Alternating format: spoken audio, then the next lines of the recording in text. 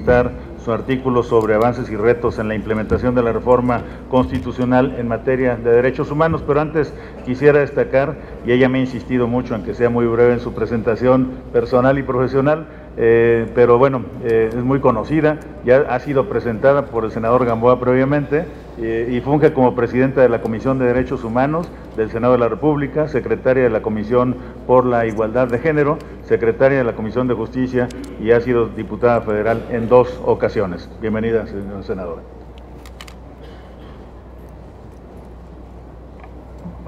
Bueno, en primer lugar tengo que agradecer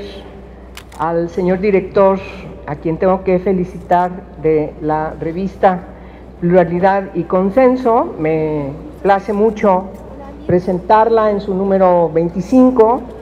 y como ya lo han expresado quienes me han antecedido en la palabra, pues es muy importante que esta revista esté nuevamente en circulación. Y el haber participado en uno de sus artículos,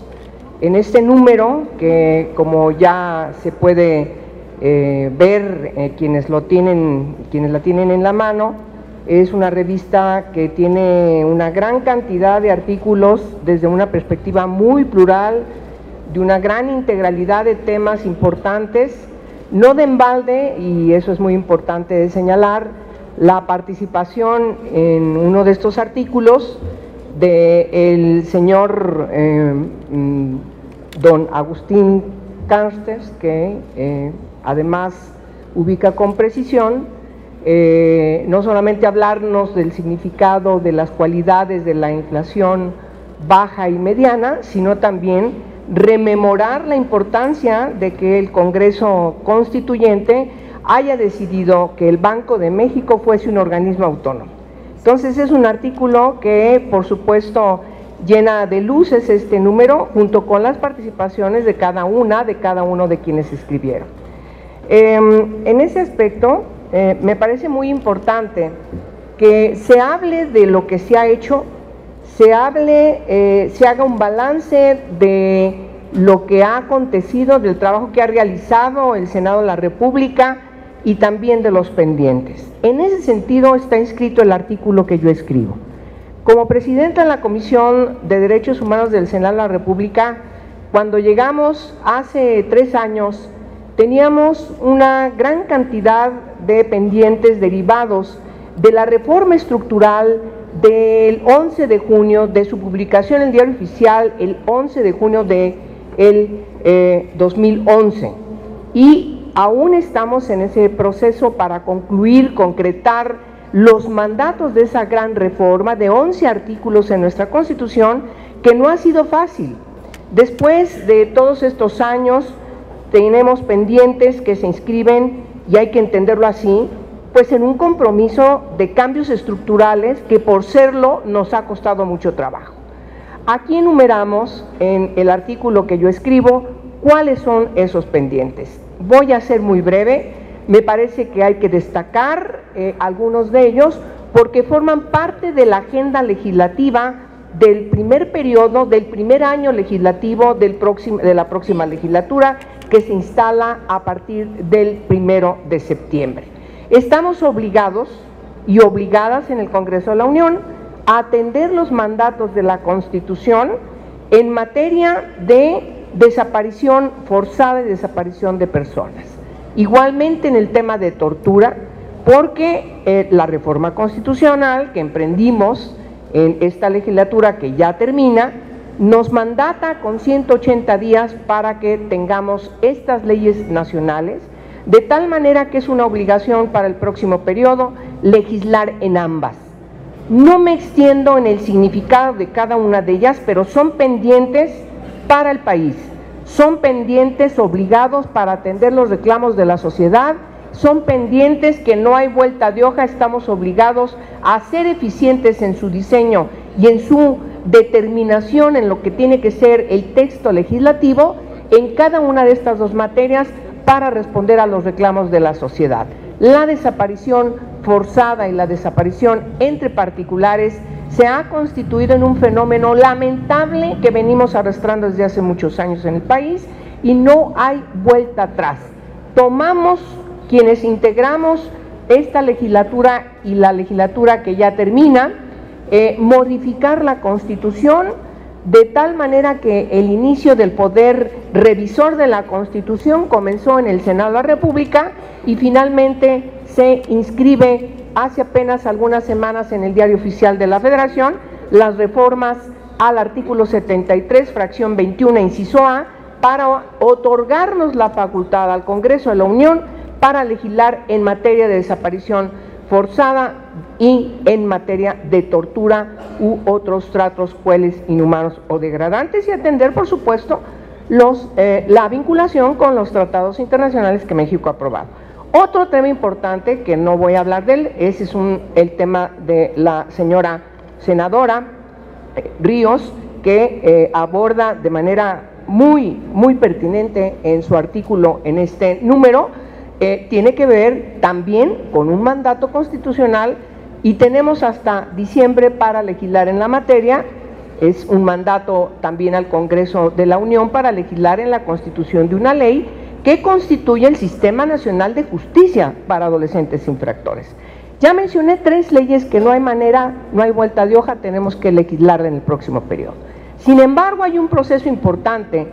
para concluir la discusión de una nueva ley también trascendental que tiene que ver con la ejecución penal, es decir, la reglamentación, la normatividad que tiene que regir el funcionamiento de todos los centros de reclusión, ya sean del ámbito local o del ámbito federal, y que tenemos un avance muy importante en la discusión de dictamen en las comisiones. Otro tema importante es la conclusión del proceso para garantizar la paridad. Los señores coordinadores se han de acordar, y mi colega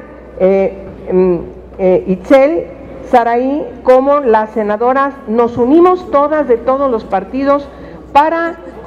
garantizar que se reformara el artículo 41 de la Constitución y establecer la paridad como el principio rector de la igualdad sustantiva en nuestra Constitución, y entonces mandatar que todos los procesos electorales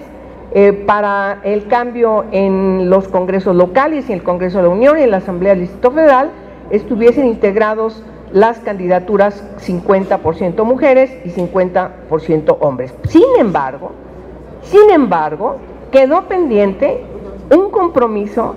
para seguir abundando a que ese proceso también alcanzara al tercer orden de gobierno. Es cierto que el Tribunal Electoral del Poder Judicial de la Federación ha enmendado la falta de rigor en el cumplimiento de este compromiso inscrito en que no debe haber ningún tipo de discriminación, como lo determina el primero constitucional, en la integración de las candidaturas de las mujeres y de los hombres, simple y sencillamente porque no puede haber ninguna diferencia que prevalezca en el no reconocimiento como sujetas de derechos de las mujeres. De tal manera que ese es uno de los pendientes, además atender rigurosamente también una reforma de la legislatura pasada en el artículo 2 de la Constitución, que reafirma ya lo inscrito en el 41 constitucional respecto de evitar la discriminación, mandatar de manera expresa la igualdad sustantiva y la paridad en el caso de las mujeres indígenas. Es decir, la integralidad de estas reformas constitucionales pues obviamente nos obligan al perfeccionamiento de las leyes secundarias, y ese es uno de los pendientes que tenemos en la siguiente legislatura. Hay otros pendientes importantes. Yo he insistido, y lo digo en el artículo, que es necesario abundar, aunque no tenemos un mandato en la reforma del 11 de junio de 2011 respecto de hacer una ley reglamentaria del primero constitucional. Creo que sí debemos coadyuvar para que las autoridades entiendan el significado de este cambio estructural en la Constitución,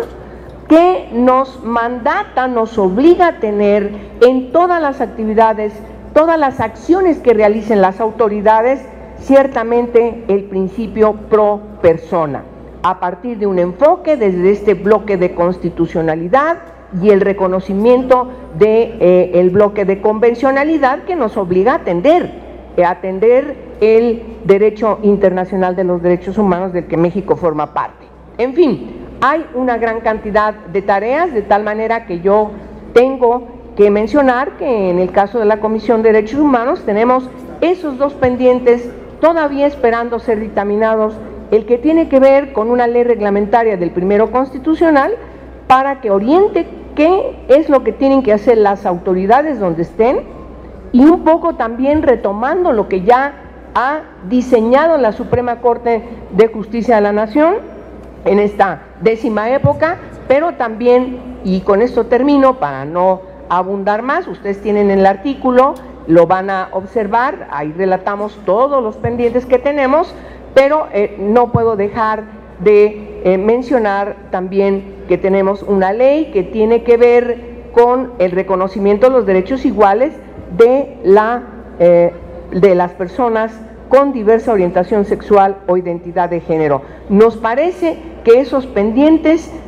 derivan justamente del cambio estructural en nuestra Constitución en el capítulo primero del título primero, y por supuesto tenemos que reconocer que el principio de no discriminación inscrito en el primero constitucional nos obliga a cambios profundos en nuestro país, que impacten a la sociedad, que haya una relación distinta entre hombres y mujeres a partir de respetar a cada quien en su determinación de qué hacer con su vida, y por supuesto no puede haber ninguna discriminación por ninguna condición y bajo ninguna índole. En fin, yo felicito al señor director, por supuesto a quienes integran al consejo de esta